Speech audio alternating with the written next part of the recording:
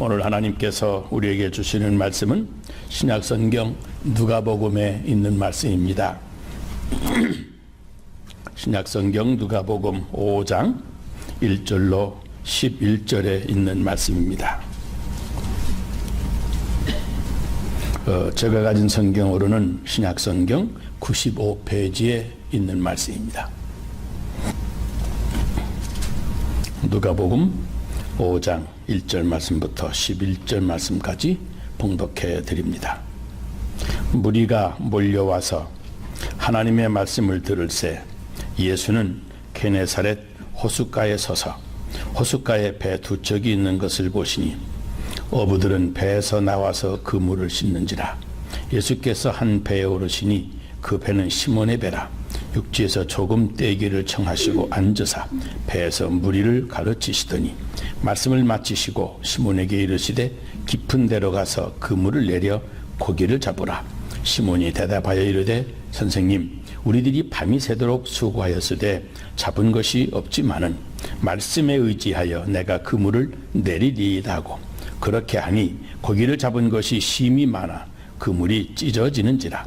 이에 다른 배에 있는 동무들에게 손짓하여 와서 도와달라 하니 그들이 와서 두 배 채움에 잠기게 되었더라.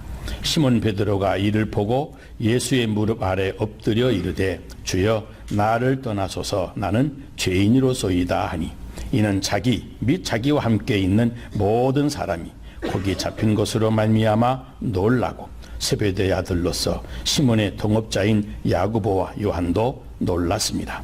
예수께서 시몬에게 이르시되 무서워하지 말라. 이제 후로는 내가 사람을 취하리라 하시니 그들이 배들을 육지에 대고 모든 것을 버려두고 예수를 따르니라. 아멘.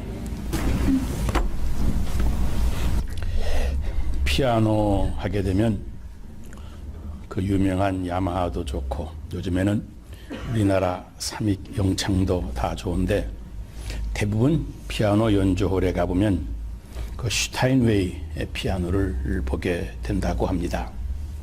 그리고 대부분 피아노를 치시는 분들은 그 피아노를 한번 쳐봤으면 좋겠다고 기대합니다. 그런데 그것보다 더 좋은 피아노가 있는데 바로 에일리언 피아노라고 그럽니다. 지금도 저 뉴욕의 메트로폴리탄 오페라 하우스에 가면 슈타인웨이 피아노가 아니라 에일리언 피아노가 자리를 잡고 있다고 합니다.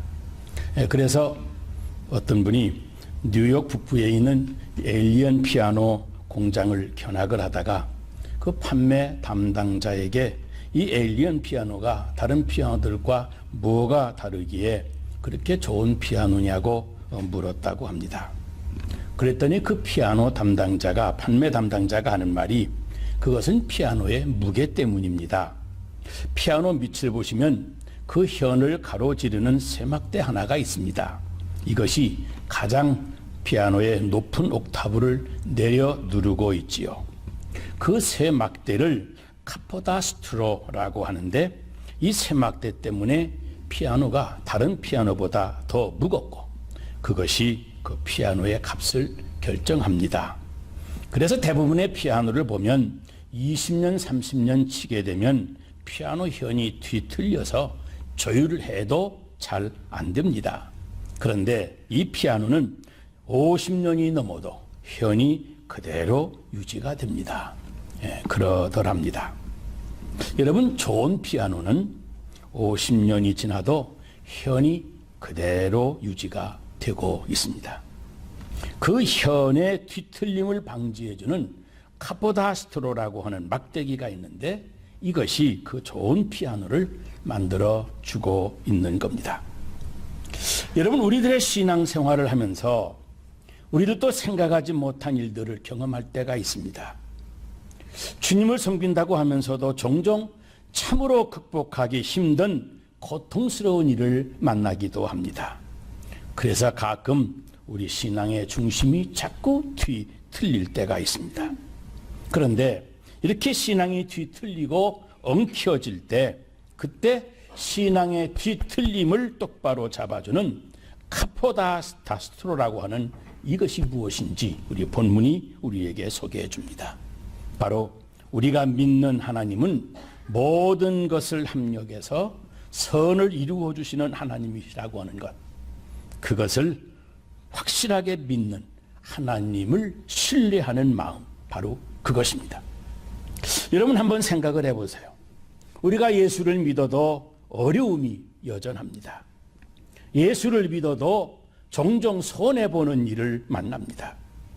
예수를 믿어도 자꾸만 불행이라고 하는 것이 나에게 덮칠 때가 있습니다. 그때마다 조금씩 우리의 신앙의 중심이 뒤틀리기 시작하지 않습니까?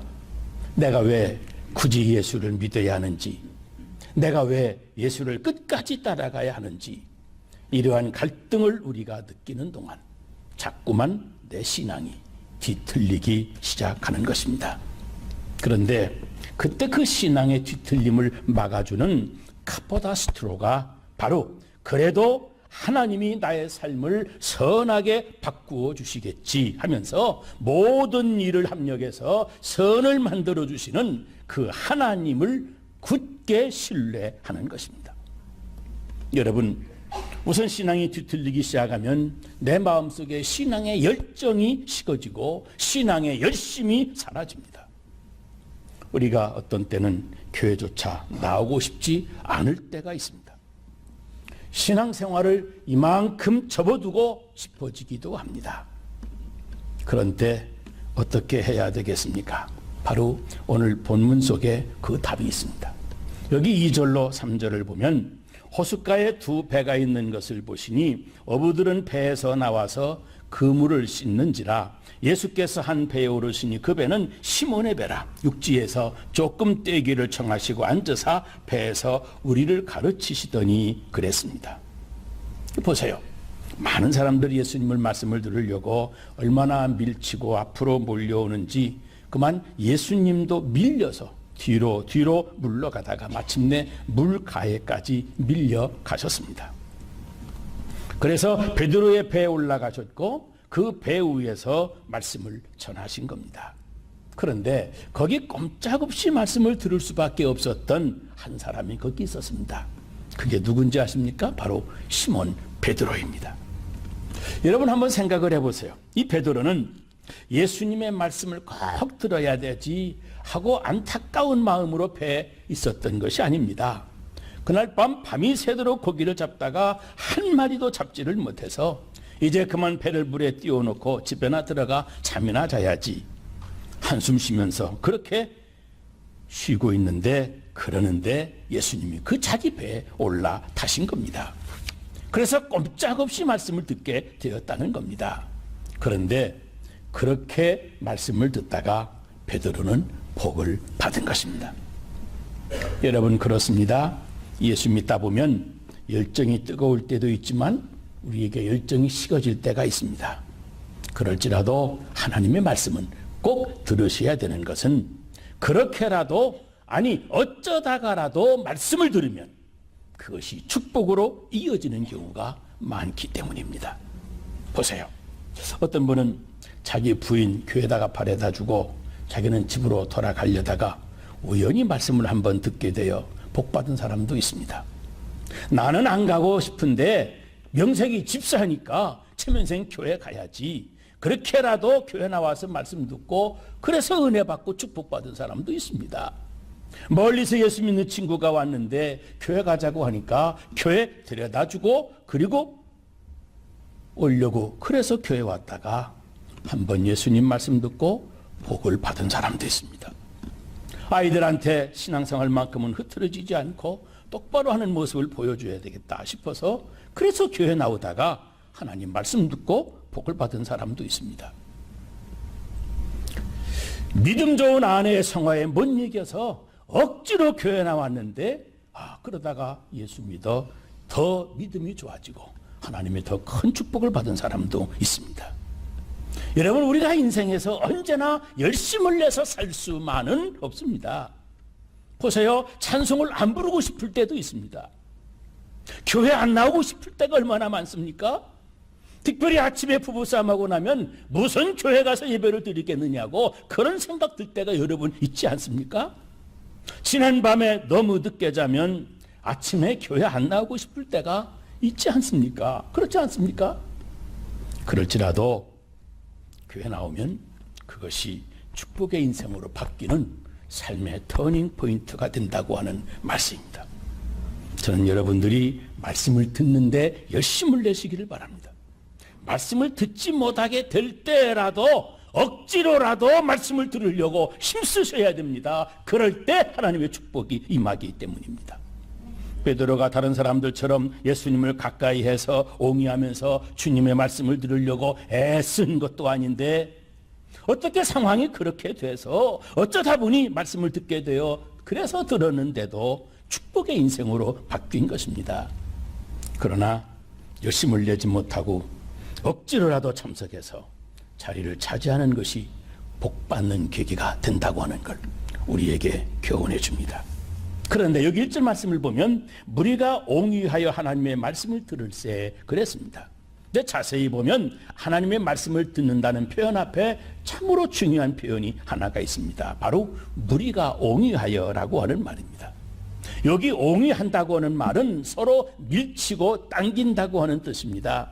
내 앞을 가로막고 있는 다른 사람들을 밀쳐내면서까지 내가 말씀은 들어야 되지 하는 그 말씀을 사모하는 그 열정이 있었음을 우리에게 암시해 주는 말씀입니다. 여러분, 일주일에 그저 한 번 정도 적당하게 말씀을 들어도 됩니다. 그냥 어쩌다가 말씀을 듣게 돼도 그것도 다행입니다. 그러나 하나님이 요구하시는 것은 말씀 듣는 일을 위해서 가로막는 모든 것들을 밀쳐내고 조금이라도 말씀을 더 듣겠다고 하는 그 말씀에 대한 열정, 바로 그것입니다. 억지로라도 이 자리에 오셔서 말씀을 듣고 기도하고 찬송하면 거기에 하나님의 축복이 임하는 것입니다. 그러나 신앙생활은 우리에게 이런 것들을 요구합니다. 열심 낼 수 있을 때 더 열심을 내라는 겁니다. 여러분, 기회가 주어지는 대로 말씀을 듣도록 하셔야 됩니다. 마음만 먹으면 말씀 들으러 갈 수 있는데도 다음에 가지 뭐 그러지 말고 다른 스케줄을 뒤로 미루거나 앞으로 당겨서라도 말씀을 듣도록 모이기에 힘써야 한다는 말씀입니다. 무리가 옹이하여 밀치고 당기는데도 주님께 나아갈 때 바로 그들 앞에 하나님의 축복이 기적처럼 나타났습니다. 사케오는 키 큰 사람들이 앞에 있어서 주님을 볼 수가 없었습니다. 그런데 뽕나무 위에 올라가서까지 주님을 보고 그 말씀을 드디어 들었습니다. 말씀을 그렇게 열심을 내서 들었기 때문에 사케오도 인생이 달라졌습니다. 여러분, 사실 우리 인생이 열정이 없이 이루어지는 건 아무것도 없습니다. 할 수만 있으면 말씀 들을 수 있는 기회가 오면 여러분 만사 제쳐놓고 틀림없이 말씀을 듣는 사람이 되어야 됩니다. 믿음은 들음에서 난다고 했습니다. 축복도 기적도 말씀을 들을 때 우리에게 주어집니다. 여러분, 말씀 듣는 일을 사모하고 말씀 듣는 일에 좀 더 열심을 내시기를 주의 이름으로 축원합니다. 그런데 우리가 말씀을 들을 때 한 가지 꼭 기억해야 할 것이 있습니다. 바로 3절, 4절의 말씀입니다. 예수께서 배에 오르시니 그 배는 시몬의 배라. 육지에서 조금 떼기를 청하시고 앉아서 배에서 무리를 가르치시더니 말씀을 마치시고 시몬에게 이르시되 깊은 데로 가서 그물을 내려 고기를 잡아라 그러셨습니다. 여러분, 우리가 하나님 말씀을 들을 때 꼭 알아야 되는 것 한 가지는 하나님은 이미 우리를 정확하게 다 알고 계신다는 사실입니다. 보세요. 예수님께서 뒤로 물러가다가 배가 두 척이 있는 것을 아셨습니다. 그리고 그 중에 하나를 올라타셨는데 보니까 그 배가 베드로의 배입니다. 자, 제가 한 가지 여러분에게 묻겠습니다. 예수님이 그 배가 베드로의 배인 것을 알고 의도적으로 그 배에 올라타셨겠습니까? 아니면 우연히 둘 중에 하나 탔는데 그것이 베드로의 배이었겠습니까? 우연이 아닙니다. 예수님이 그 배에 오르셔야 했던 이유를 예수님이 이미 알고 있었습니다. 우리도 그것을 알 수가 있습니다. 보세요. 예수님께서 무리에게 말씀을 다 가르치자마자 곧장 베드로를 보고 깊은 데로 가서 그물을 내려 고기를 잡아라 그러신 것을 보면 이미 베드로의 상황을 다 알고 계셨기 때문에 계획적으로 그 배에 올라타신 것입니다. 그래서 성경 원문에 보면 예수님께서 시몬 베드로에게 속한 배에 올라타셨다. 그렇게 기록했습니다. 다시 말하면 시몬 베드로의 배인 줄 알고 오르셨다는 겁니다. 사실 베드로가 밤새도록 힘들게 수고한 것도 알고 계셨습니다. 밤새도록 수고를 했지만 잡은 것이 하나도 없는 것도 알고 계셨습니다. 그래서 베드로에게 지금 가장 절박한 것이 바로 고기 잡는 것이라고 하는 것도 알고 계셨습니다. 그래서 예수님이 베드로의 배에 올라타신 겁니다.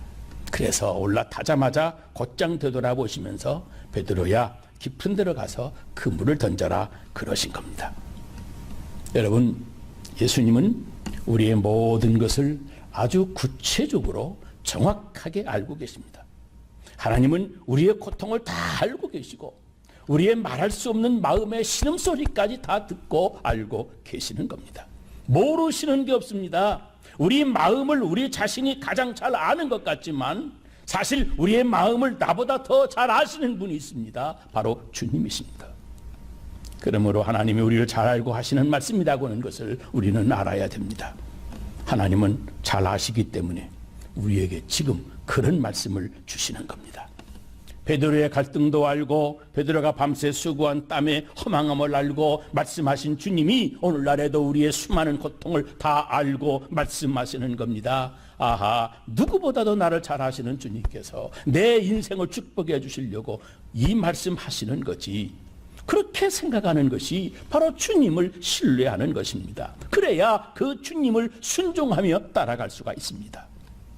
나보다 나를 더 잘 아시는 하나님이시니 그분의 말씀을 신뢰하고 그 말씀을 순종할 때 우리 인생의 그물이 찢어질 만큼 큰 축복을 거두게 되는 겁니다.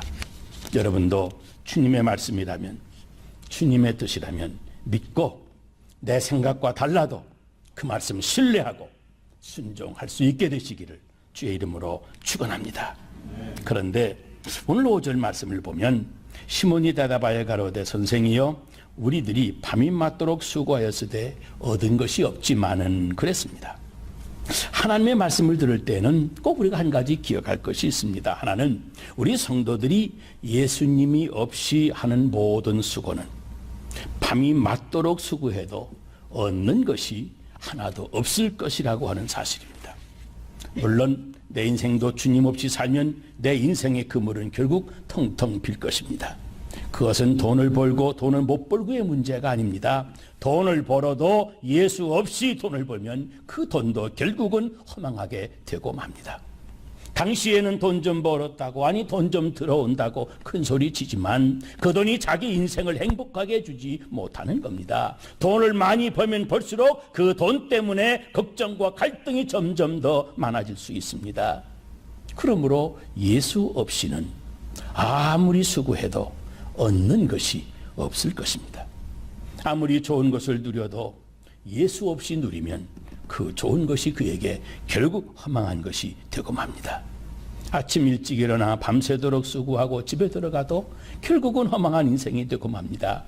그래서 예수님이 너희가 나를 떠나서는 아무것도 할 수 없느니라고 경고하셨습니다.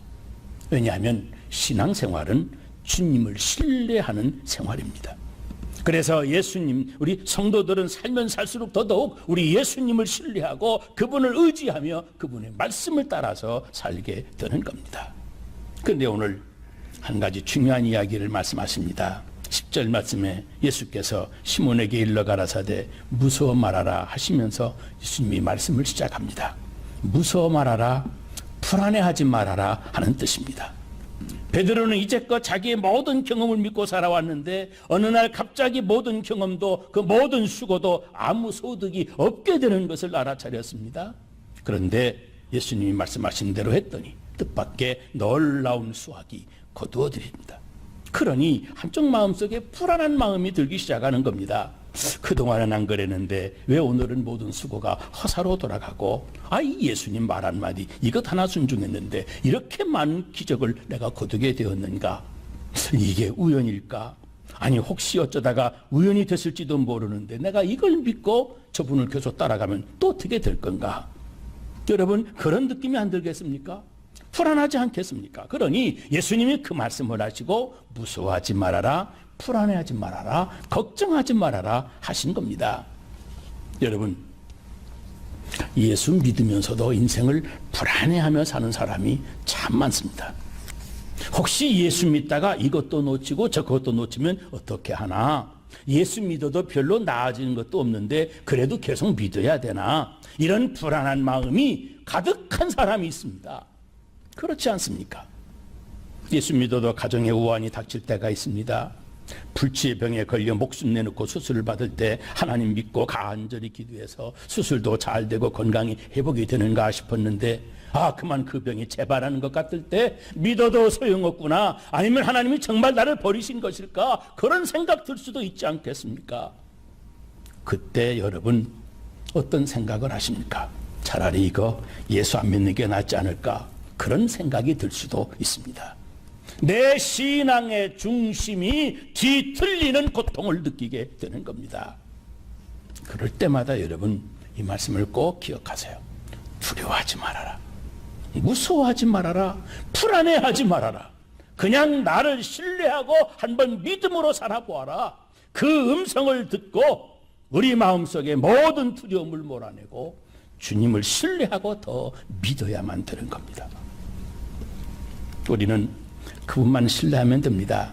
두려움이라고 하는 것은 우리의 한계를 우리에게 인식시켜 줄 뿐입니다. 두려워하지 마세요. 뭐 안 된다고 함부로 말하지 마세요. 여러분, 그냥 두려워하지 말라 그러면 큰 소리로 아멘 한번 하시기를 바랍니다. 여러분 두려워하지 마세요. 아멘. 여러분 두려워하지 마세요. 아멘. 근심하지 마세요. 아멘. 불안해하지 마세요. 아멘. 여러분 마음속에 이런 담대함이 있어야 큰 일을 할 수가 있는 겁니다. 그렇습니다. 여러분, 우리 주님도 그러셨잖아요. 하나님을 믿으니 또 나를 믿어라. 얼마나 강조했는지 모릅니다. 끝까지 믿음으로 하나님을 신뢰하고 담대하게 나아가라는 말씀입니다. 신앙생활은 두려움을 떨쳐버리고 담대하게 올바른 길로 계속 나아가는 겁니다. 새로운 비전을 가지고 삶의 궤도를 수정하려고 할 때 여러분 조금 더 두려워하지 말고 하나님을 신뢰하는 마음으로 담대하게 나아가야 됩니다. 믿으시기를 주의 이름으로 축원합니다. 오늘 성경은 마지막 한 가지를 우리에게 더 부탁을 합니다. 여기 10절 뒷부분에 예수님께서 시몬에게 일러 가라사대 무서워 말라, 이제 후로는 내가 사람을 취하리라 그랬습니다. 여기 참 중요한 단어가 하나 있습니다. 이제 후로는 이라고 하는 단어입니다. 이 말은 지금부터 이 순간부터는 신뢰하라는 말입니다. 뭐 나중에 하지, 좀 지나가 보고 하지가 아니라 지금부터 신뢰하라는 겁니다. 여러분 과거 생각하지 마시고 이제부터입니다. 그동안은 막연히 믿었습니다. 의심하면서 믿었습니다. 불안해하면서 신앙생활을 했었습니다. 그런데 이제부터는 진실하게 확실하게 주님을 신뢰하면서 살면 된다는 말입니다. 여러분 육상 선수들 출발선상에 서 있을 때 가장 귀를 곤두세우고 듣는 것이 있습니다. 바로 그 출발 총성 소리입니다. 왜냐하면 그 출발 총성을 듣자마자 즉각적으로 출발하면 0.001초가 빨라질 수가 있습니다. 근데 그거 0.0011초 빨라지면 글쎄 그것이 금메달과 은메달을 갈라놓습니다. 여러분 100m 선수들 보셨습니까? 그 1, 2등 차이라고 하는 건 0.001초 차이입니다. 그러니 그 총성에 즉각적으로 출발한다고 하는 것, 그게 얼마나 중요한지 모릅니다.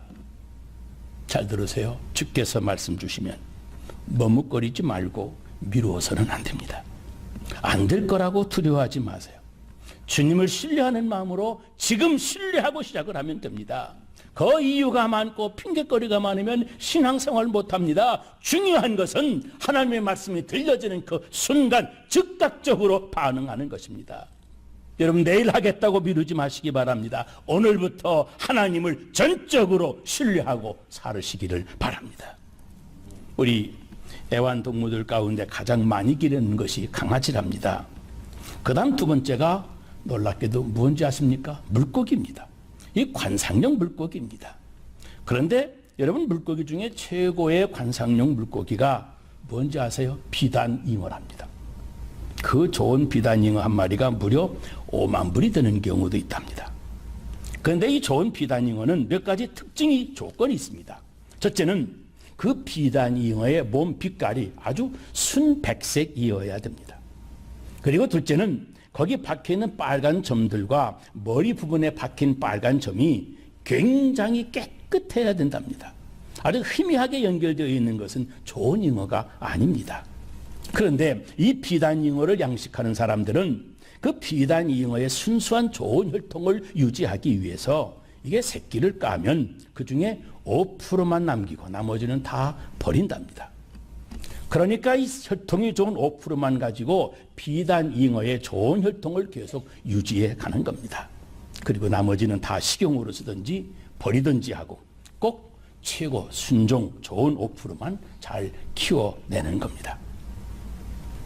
여러분, 우리 라스베가스에도 예수 믿는 사람들이 참 많습니다. 교회 나가는 사람들은 더 많습니다. 그런데 정말 하나님을 전적으로 신뢰하기 때문에 주님의 말씀이라면 절대 순종하는 이 신앙의 순수 혈통 5%의 성도는 어느 교회에 있을까 생각을 해봤습니다.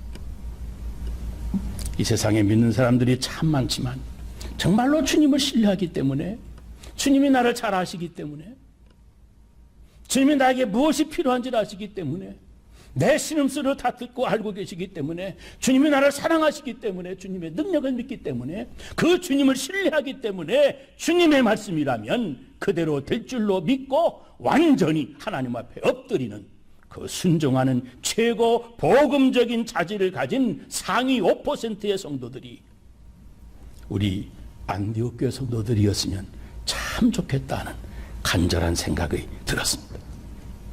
여러분들이 그 상위 5%에 들어가시기를 주의 이름으로 축원합니다. 이왕 예수 믿기로 했다면, 그래서 우리 안디옥 교회에 나온다면 정말 그 많은 95%에 속해서 식용으로 넘어가서는 그런 인생 되지 말아야 됩니다. 정말 순수한 복음의 혈통을 이어가면서 정말 전심으로 주님을 신뢰해서 주님의 말씀에 어찌하든 믿고 순종을 하는 최고 상위 크리스찬 5%의 인생이 돼서 인생의 그물이 찢어지는 그 놀라운 축복을 받아 마음껏 누리게 되시기를 주의 이름으로 축원합니다. 기도하겠습니다.